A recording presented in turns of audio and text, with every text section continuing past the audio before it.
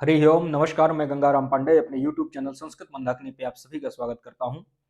हम लोग सांकारिका पढ़ रहे हैं। सांकारिका में आज जो हम पढ़ेंगे वो पढ़ेंगे पुरुष की सत्ता। ठीक है। इसके पहले जो कारिकाएं हुई थी अर्थात 16 और 17, 15 और 16, उस 15 और 16 कारिकाओं में हमने ये पढ़ा था कि किस प्रकार से अव्यक्त की सत्ता सिद्ध होती है। अव्यक्त अर्थात प्रकृति या प्रधान। तो प्रकृति और प्रधान की सत्ता को सिद्ध होने में, सत्ता का सिद्ध होने में या सत्ता को सिद्ध करने में कितने प्रकार के कारण होते हैं, जिनमें हमने पढ़ा था कि मुख्य रूप से 5 प्रकार के कारण होते हैं। उन 5 प्रकार के कारणों में भेदानाम परिमाणात समन्वयत्वात् शक्तितः प्रवृत्तेश्च कारणकारी विभागात अविभागात वैश्यरूप्यस्य, इन 5 कारणों को हमने मुख्य रूप से पढ़ा था। ठीक है। अब यहाँ पर ये जो कारिका लिखी हुई है, ये जो श्लोक लिखा है, इस श्लोक में हम पुरुष की सत्ता की सिद्धि की बात करेंगे। पुरुष की सत्ता अर्थात पुरुष की जो सत्ता है वो किस प्रकार से सिद्ध है, इस कारिका के द्वारा पता चलेगा। यहां पर ये जो कारिका है, संघात परार्थत्वात् त्रिगुणादि विपर्ययाद अधिष्ठानात् पुरुषो अस्ति भोक्तृभावात् कैवल्यार्थम प्रवृत्तेश्च। तो संघात परार्थत्वात् त्रिगुणादि विपर्ययात, यहां तक जाएगा। दा में बचेगा आ, इसके बाद पर इसका जो उच्चारण होगा वो अधिष्ठानात्। दा क्या है? हलंत है। हलंत में बचेगा आ। ठीक है। तो क्या बचेगा यहां पर? अधिष्ठानात्। तो संघात परार्थत्वात् त्रिगुणादि विपर्ययात अधिष्ठानात् पुरुषो अस्ति। क्या है पुरुष? कैसा है पुरुष? तो कहते हैं पुरुषो अस्ति मतलब पुरुष है। तो कैसा पुरुष है? तो भोक्तृभावात, और क्या है?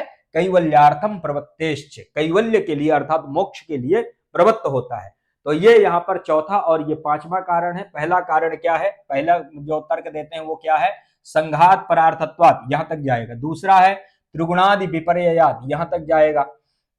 तीसरा है अधिष्ठानात्। ठीक है। तो ये 3 कारण हो गए ऊपर के। चौथा कारण है भोक्तृभावात और 5वां कारण है कैवल्यार्थम प्रवृत्तेश्च। तो पुरुष की सत्ता, पुरुष अर्थात ज्ञात तत्व की सत्ता सिद्ध होने में ये 5 कारण है, जो 5 कारण पुरुष की सत्ता को सिद्ध करते हैं।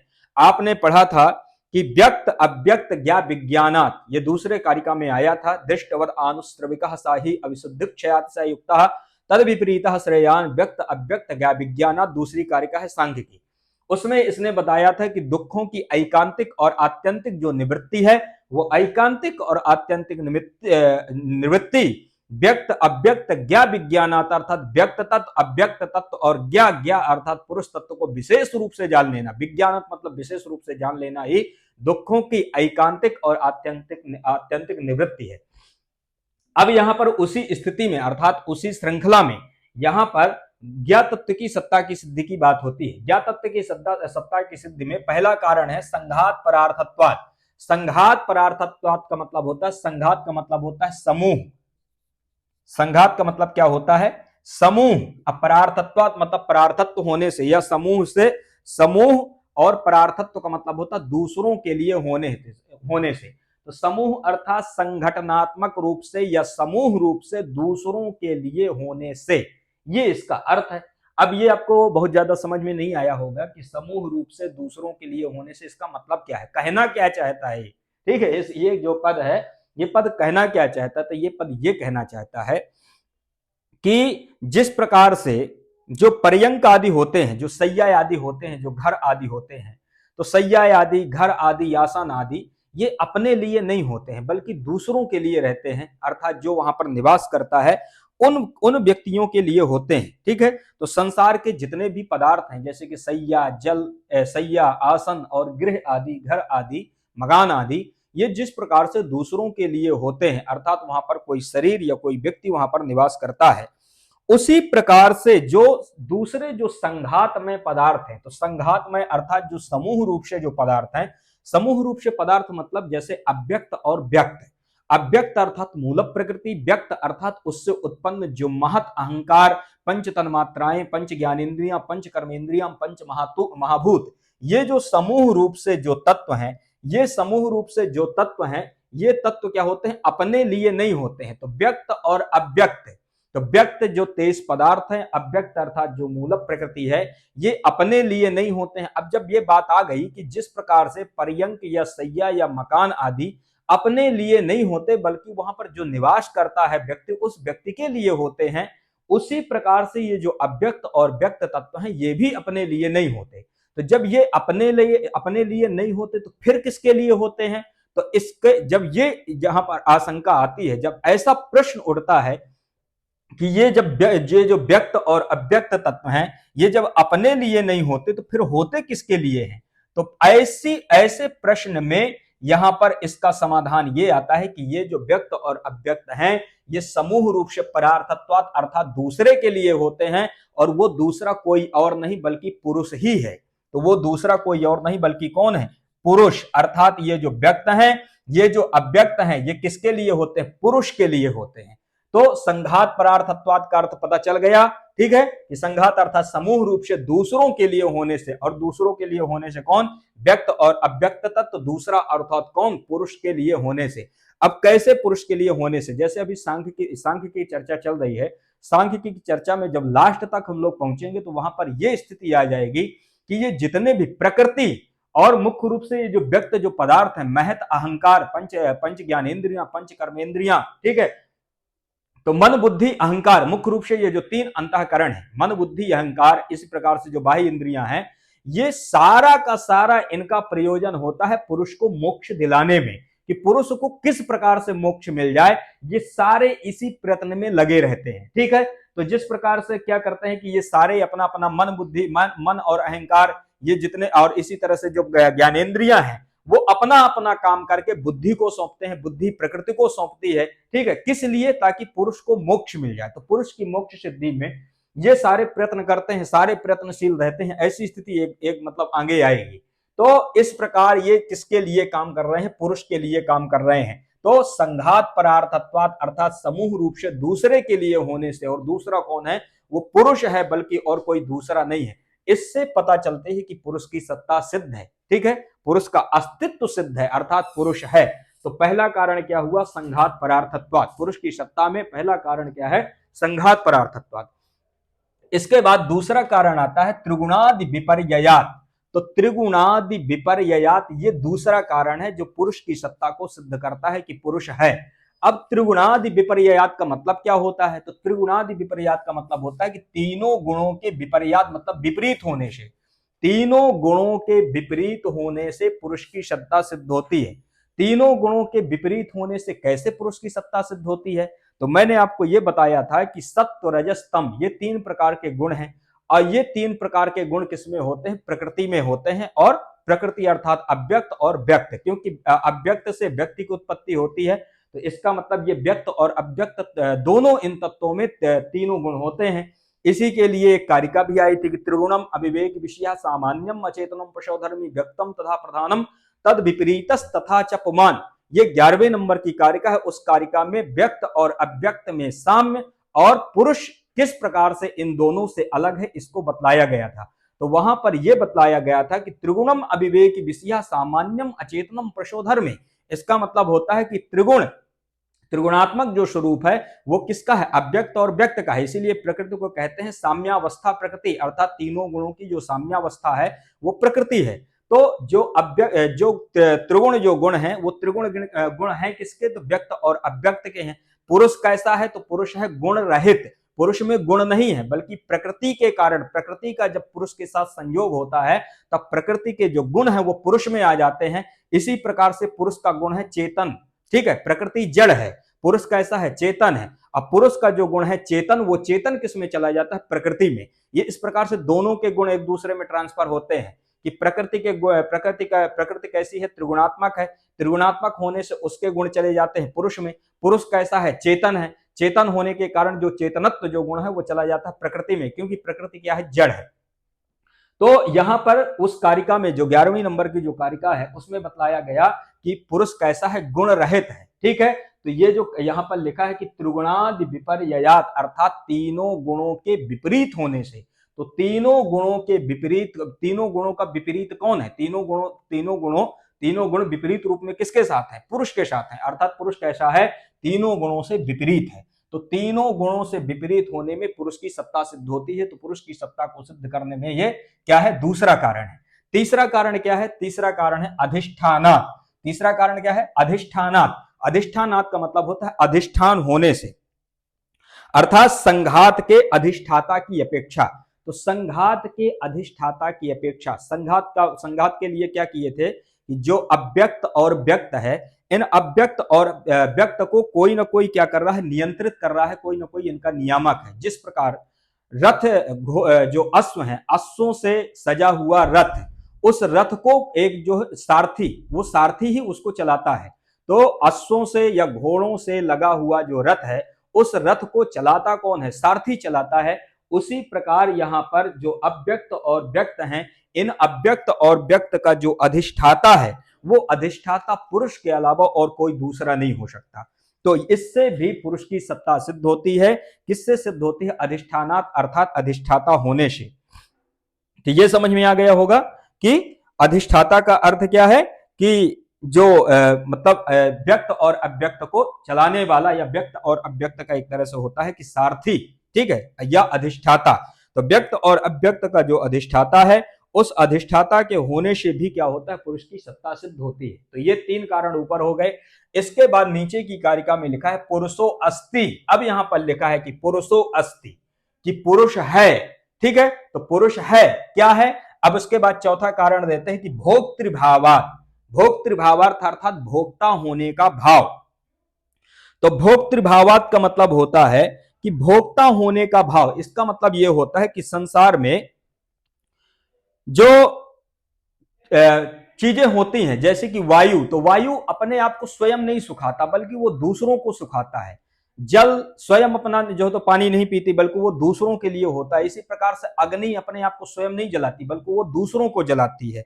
तो इस प्रकार से यहां पर जो अर्थ करते हैं, इसी प्रकार से तलवार की जो धार है, तो तलवार की जो धार है वो अपने आप को नहीं काटती, बल्कि दूसरों को काटती है। तो तलवार का जो कर्तन है, जो काटना है, तो यहां पर कहते हैं कि ये जो मतलब भाव है, अर्थात इसी प्रकार से जो मन बुद्धि अहंकार आदि को यदि भोक्ता मान लें, यहां पर ये आता है कि यदि जो मन बुद्धि अहंकार है, यदि इनको भोक्ता मानते हैं, तो इनको भोक्ता मानने में इनके जो स्वरूप है, उन स्वरूप में भोक्तृ और भोग्यत्व, इन दो विषयों, इन दो मतलब भोक्ति और भोग्यत्व, इन दो विषयों का क्या होगा, आरोप होगा। तो इन दो विषयों का आरोप होने से जो सुख और सुख आदि हैं, अर्थात सुख आदि का अनुभव करने लगेंगे। तो मतलब यही जो है मन बुद्धि अहंकार, यही क्या करेंगे, सुख आदि का क्या करेंगे, अनुभव करेंगे। ठीक है, तो सुख आदि का अनुभव करेंगे, तो ये क्या है, ये ठीक नहीं है। इसलिए जो सुख दुख इत्यादि है, उनका जो स्वरूप है, वह जैसे सुख है तो सुख के द्वारा क्या होता है, कोई व्यक्ति सुखी होता है। इसी प्रकार दुख के द्वारा कोई व्यक्ति दुखी होता है। तो ये जो सुख के द्वारा सुखी होना, दुख के द्वारा दुखी होना, या भोक्तृभाव अर्थात भोक्ता रूप मतलब भोक्ता मतलब भोगने वाला ये जो भाव है, अर्थात मतलब चीजों को लेने वाला, ग्रहण करने वाला ये जो भाव है, ये किसी अन्य का नहीं है, बल्कि ये पुरुष का ही भाव है। अर्थात पुरुष ही चीजों को भोगता और समझता है। तो भोगना अर्थात सुख या दुख को अच्छी तरह से समझना, ये पुरुष का ही लक्षण है। अर्थात पुरुष ही क्या करता है, सुख और दुख को समझता है। तो भोक्तृभावात् अर्थात भोक्ता का जो भाव है, वो किसका है, पुरुष का है। पुरुष के अलावा किसी का नहीं हो सकता। इसलिए पुरुष की सत्ता को सिद्ध करने में ये चौथा कारण है। चौथा कारण क्या है, भोक्तृभावात्। पांचवा कारण है कैवल्यार्थम प्रवृत्तेश्च। कैवल्यार्थम प्रवृत्तेश्च का मतलब होता है कैवल्य के लिए। कैवल्य का अर्थ होता है मोक्ष।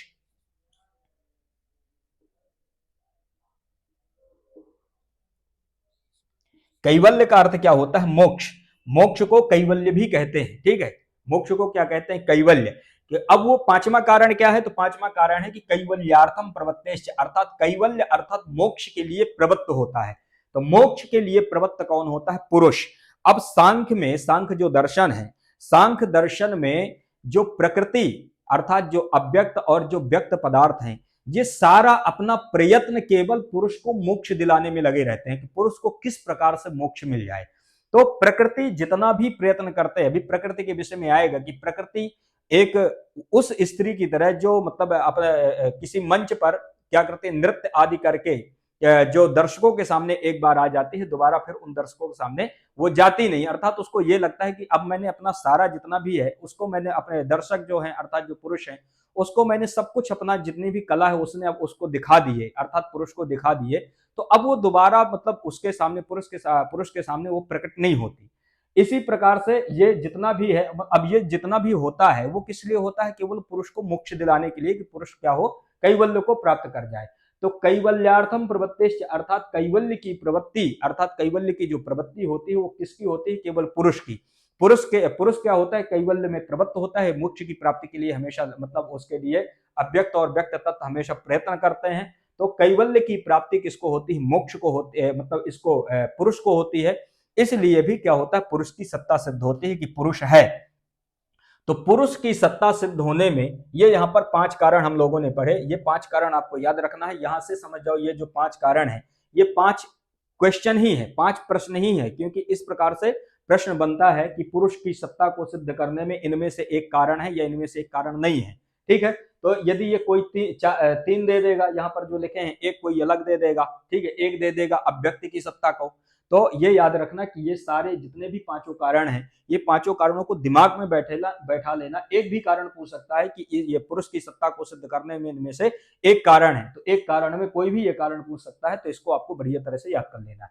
तो संघात परार्थत्वात् त्रिगुणादि विपर्ययात् अधिष्ठानात् पुरुषो अस्ति भोक्तृभावात् कैवल्यार्थम प्रवृत्तेश्च। तो ये पुरुषो अस्ति अर्थात पुरुष है, ये कारण नहीं है, ये जितने भी 5 कारण हैं ये लास्ट में इसको बतलाते हैं, ठीक है, कि पुरुषो है अर्थात पुरुष ऐसा है। तो पुरुष ऐसा है अर्थात पुरुष की सत्ता है, पुरुष की सत्ता सिद्ध है। ये जो पुरुषो अस्ति ये जो पद है, इस पद का अर्थ होता है। तो ये समझ में आ गया पुरुष की सत्ता को सिद्ध करने में जो मुख्य रूप से 5 कारण है। अब इसके बाद ये जो नीचे कारिका लिखी है 18 नंबर की, ये जो कारिका है ये अब पुरुष बहुत्ववाद की सत्ता को सिद्ध करता है। इससे क्या होता है कि पुरुष को सांख्य दर्शन में पुरुष को अनेक माना गया है, पुरुष को एक नहीं माना गया। सांख्य दर्शन में मुख्य रूप से पुरुष को क्या माना गया है, अनेक, अर्थात पुरुष क्या अनेक है, तो पुरुष को एक नहीं माना गया। उसी के लिए यहाँ पर जो शब्द आता है संस्कृत में उसको कहते हैं पुरुष बहुत्ववाद, अर्थात पुरुष का बहुत्ववाद या पुरुष को अनेकवाद। तो उसमें पुरुष बहुत्ववाद ऐसा मानने में, पुरुषों को अनेक मानने में यहां मुख्य रूप से कितने कारण हैं, 3 कारण हैं। तो पुरुष बहुत्ववाद की सिद्धि में कितने मुख्य रूप से कारण हैं, 3 कारण हैं। वो 3 कारण कौन कौन से हैं, तो यहां पर ये जो कारिका है, जन्म मरण करणानाम प्रतिनियमाद अयुगपत प्रवृत्तेश्च पुरुष बहुत्वम सिद्धम त्रैगुण्य विपर्ययाच्चैव, ये कारिका है। जन्म मरण करणानाम, पहला कारण है जो पुरुष बहुत्ववाद की सत्ता को सिद्ध करता है। जन्म मरण करणानाम, ये पहला कारण है, यहां तक जाना है, ठीक है। जन्म मरण करना नाम का मतलब यह होता है, आचार्य ये कहना चाहते हैं कि प्रत्येक व्यक्ति का जो जन्म होता है और प्रत्येक व्यक्ति का जो मरण है, और करना नाम से हो जाएगा, करना नाम का अर्थ हो जाएगा इंद्रियां। तो करना नाम का अर्थ क्या लेना है, इंद्रियां, अर्थात इंद्रियां का मतलब हो जाएगा मन बुद्धि अहंकार, मन बुद्धि और अहंकार। तो करना नाम के द्वारा क्या लेना है कि मन बुद्धि अहंकार, ठीक है। जन्म अर्थात जो जन्म होता है, इसके बाद मरण जो मरण होता है, करना नाम अर्थात जो मन बुद्धि अहंकार है। तो यहां पर इसके बाद है प्रतिनियमात, प्रतिनियमात मतलब प्रत्येक व्यक्ति में ये अलग अलग होते हैं। इसका मतलब ये होता है कि प्रत्येक व्यक्ति का अलग जन्म होता है, कोई भी व्यक्ति एक साथ पैदा नहीं होता, कोई व्यक्ति किसी समय पैदा हो रहा है, कोई व्यक्ति किसी समय पैदा हो रहा है। हर एक व्यक्ति का जब जन्म अलग अलग होता है, हर एक व्यक्ति का जब मरण अलग अलग होता है, तो हम ये कैसे कह दें कि ये व्यक्ति जो तो पुरुष एक है। पुरुष का मतलब होता है आत्मा, तो पुरुष का यहाँ पर आत्मा से भी जो तो अर्थ लेना है, आत्मा को भी ले लेना है कि जो आत्माएं हैं वो एक समय में पैदा नहीं होती या एक समय में खत्म नहीं होती, मरती नहीं है, अर्थात कोई किसी समय पैदा हो रहा है, कोई किसी समय मर रहा है, ठीक है। तो जब इनका सबका अलग अलग टाइम है, अलग अलग इनका टाइम पीरियड है, इसी प्रकार से मन बुद्धि अहंकार, करना नाम के द्वारा क्या लेना कि मन बुद्धि अहंकार, अर्थात प्रत्येक व्यक्ति का जो मन है, प्रत्येक व्यक्ति की जो बुद्धि है, उसका जो अहंकार है वो भी सबका अलग अलग है। मेरा जो मन है, मेरी जो बुद्धि है, मेरा जो अहंकार है वो दूसरे व्यक्ति से मैच नहीं करता, दूसरे व्यक्ति का अलग है। इसी प्रकार से जितने भी संसार में व्यक्ति हैं सबका मन बुद्धि अहंकार अलग है। इसी प्रकार से सबका जन्मना और मरण, ठीक है, जन्म और मरण ये भी अलग है। तो सबका जब अलग अलग ही सिद्ध है, अलग अलग टाइम पर सिद्ध है, तो हम पुरुष को एक नहीं मान सकते कि पुरुष एक है। इसीलिए सांख्य में पुरुष बहुत्ववाद की कल्पना की गई, पुरुष बहुत्ववाद को सिद्ध किया गया कि पुरुष बहुत्ववाद अर्थात पुरुष अनेक होता है, ठीक है, तो पुरुष बहुत्ववाद का मतलब क्या हुआ कि पुरुष अनेक हुआ। तो ये समझ में आ गया। इसके बाद कहते हैं कि अयुगपत प्रवृत्तेश्च, ये दूसरा कारण है। तो जन्म मरण करणानाम प्रतिनिमाद, ये प्रतिनिधि मतलब इसी के साथ आ जाएगा कि अर्थात प्रत्येक व्यक्ति का अलग अलग होता है। तो ये कारण नहीं है पुरुष बहुत्ववाद की सत्ता में, पुरुष बहुत्ववाद की सत्ता को सिद्ध करने में, बल्कि दूसरा कारण क्या है, अयुगपत प्रवृत्तेश्च। आयुगपत प्रवृत्तेश्च, आयुगपत प्रवृत्तेश्च का मतलब यह होता है कि जो एक साथ प्रवृत्त ना हो। देखो, युगपत प्रवृत्ति का मतलब होता है कि एक साथ प्रवृत्त होना, क्योंकि युगपत का मतलब होता है एक साथ, युगपत मतलब एक साथ, प्रवृत्ते मतलब प्रवृत्ति होना। यहां पर क्या है, आयुगपद है, तो आयुगपद में हो जाएगा कि एक साथ प्रवृत्त ना होना, आयुगपद, ठीक है, आयुगपद प्रवृत्ति। तो यहां पर यह समझ जाना, यहां पर आयुगपद प्रवृत्ति है, दाहलंत है, तो आयुगपद प्रवृत्ति अर्थात एक साथ प्रवृत्त ना होना, है ना।